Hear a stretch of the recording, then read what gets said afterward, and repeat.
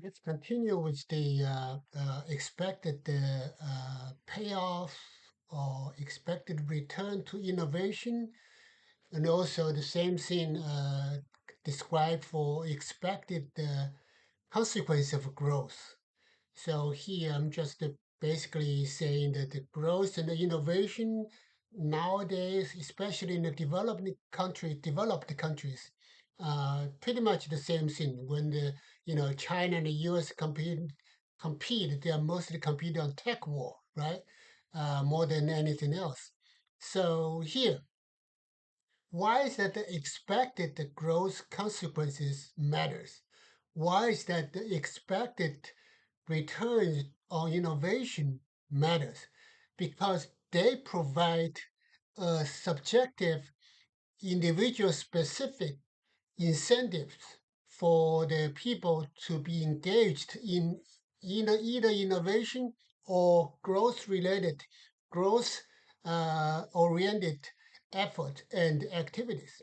Let me give you an example that I have a dog. I mean, I don't know, my niece has a dog who is 5 years old, and every time I took her out for a walk, she just dashed. And, especially when she saw some squirrels and the cats and other dogs, just dashed. I mean, she's only like 80 pounds.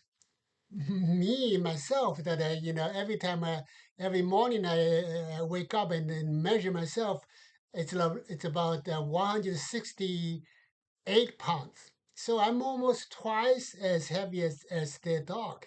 But when she dashes, when she's determined to do something, I can barely catch up.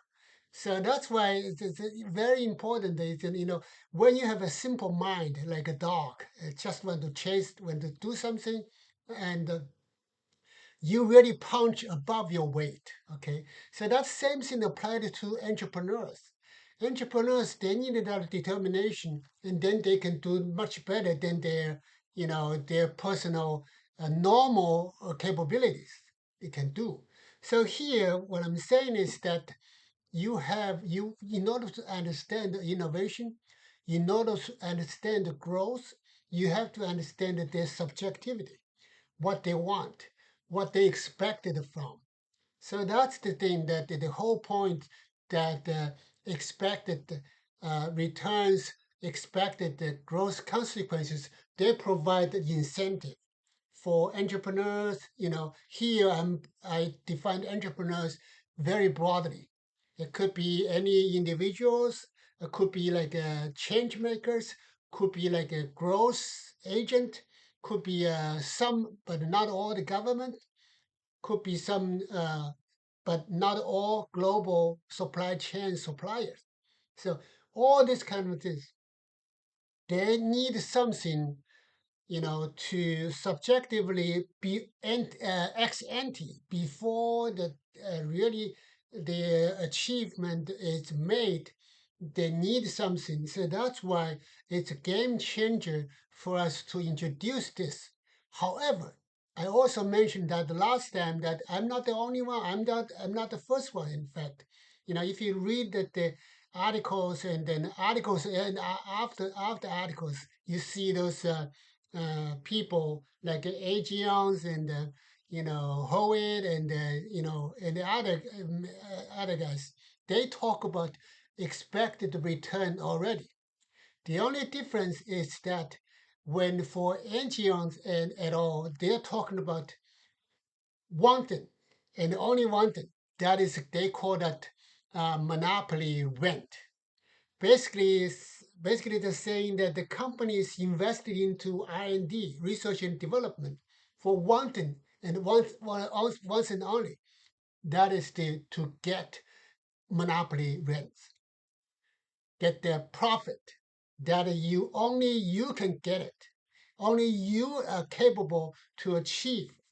Nobody else does it. Basically, it's like Google for search engine and the Microsoft Office for Office software.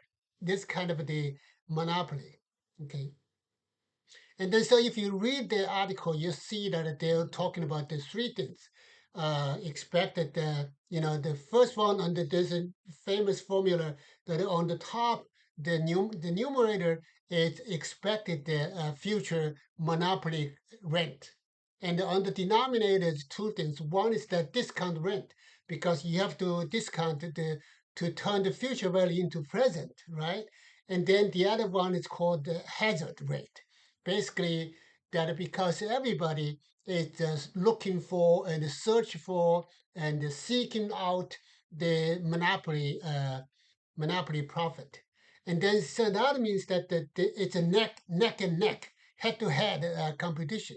Everybody try to kill others, so they can have a next monopoly innovations that can exclusively kill others, and then so their product can be replacing the existing status quo innovations. So it's like a waves keep growing.